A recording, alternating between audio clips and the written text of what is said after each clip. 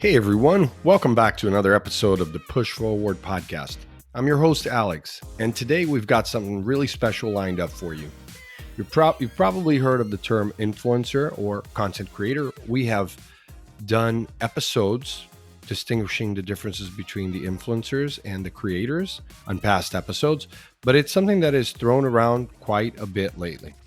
But what does that really mean? And more importantly, what impact is it having on social media and brand strategies? I know as a marketer, it can be hard to understand which is better for your company, your brand, the product or service that you're selling.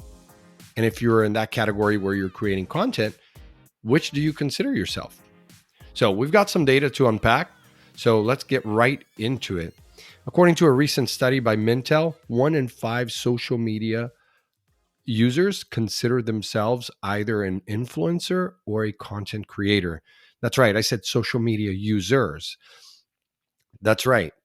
1 in 5. Even more surprising is that 76% of these self-proclaimed influencers say they can fully support themselves with their social media earnings. Now, you've got monetization programs, you've got affiliate programs, brands who will pay you per post, depending on where you fall in the category of influencer or micro influencer.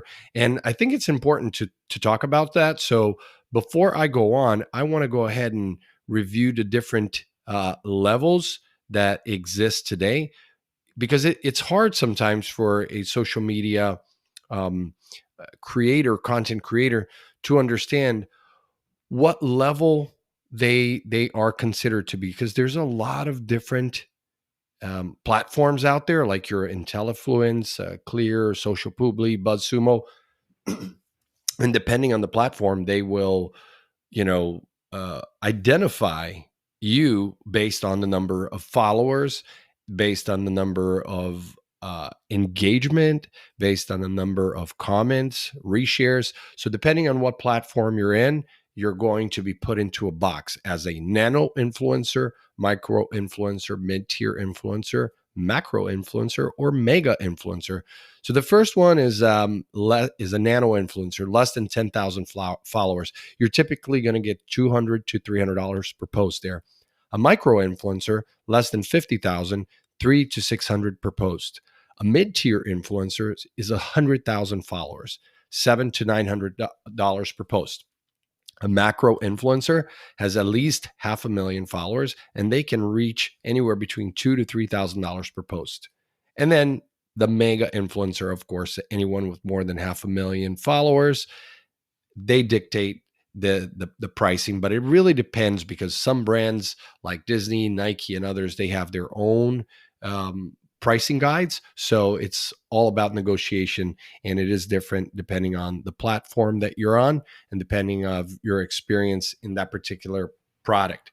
And most importantly, you're going to, as a creator or influencer, you're going to have to share the analytics about your audience, the demographics, psychographics, right? Their age, their location, their affinity, different categories, and so much more. Now, why is it important for brands to really understand this? Well, if you're a brand or a marketer like myself, this means that you have a pool of potential ambassadors for your products. But there's the catch, right?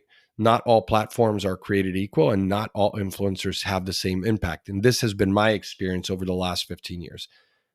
And the study shows that baby boomers are more likely to follow personalities on Facebook, while Gen Z leans towards TikTok, YouTube, and Instagram. And that's no surprise to many of you who listen to the podcast here or who are using the Push Bio link tool. Now, what content draws the crowd? Well, as the type of content that it seems to be most appealing, it turns out it is food and entertainment, right? And it's true, because I think of like social media always as the playground for content. We go there to connect with people, to have a good laugh, and really be entertained. The only exception are sites like Quora, LinkedIn, Reddit. Those sites are more copy heavy, content heavy, that is not for entertainment, but more for deep research or business, right? So like LinkedIn, more for business, Quora and Reddit, more for research, people who really are into the subject matter more. Although I should say Reddit is both a playground and a research tool, but it is a little bit different of a community in terms of like the typical social media user will not find themselves on those sites because those sites are very heavy with the topics or the subreddits, and if you're not really in deep into a topic, you're not going to find yourselves there because you're probably looking for micro nano size bites of content, which you'll find on Instagram, TikTok, Twitter, and others, right? Now, the generational preferences and brand strategy changes, of course, and brands need to know this. Each generation has its own preferred platform for following influencers.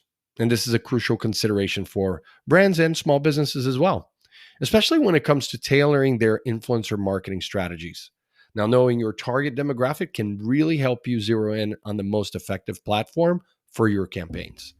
So resources that I would share based on this particular episode for the information that I found was Influencer Marketing Hub, also Pew Research on social media demographics, Mintel Report for social media personalities. I also pulled information from IntelliFluence, BuzzSumo, Social Publi, and Clear, which are some of the other platforms that I work with.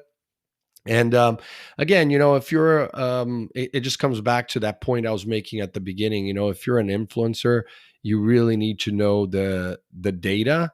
Influencers and content creators are shaping the future of social media. I definitely believe that it's not the brands or the platforms themselves; it's the influencers and the creators, and they're doing this based on the behavioral changes that we see with users. So you got to follow the data, and as a brand, you may not like it, but that is the case. So that's all we have for you guys. The world of social media, as you know, is ever changing. I feel like I've been saying this for 15 years, and the rise of influencers and content creators. Well, content creators more of a newer concept, right? Because a lot of people fall into there, but it is a trend and it's here to stay. So while the brand identity shouldn't change across platforms, the tone and delivery should. So the tone and delivery, not only from the influencer creator, but also the visual and the copy that you're going to see on those posts, right? So be strategic about your influencer partnerships, your creator partnerships, so that you can yield the highest rewards, especially if you're tapping into a less saturated yet high demand content area. As always, thank you for tuning in to the Push Forward podcast. If you found this episode helpful, please consider giving us a review or sharing it with someone who would benefit from this information. Until next time, keep pushing forward.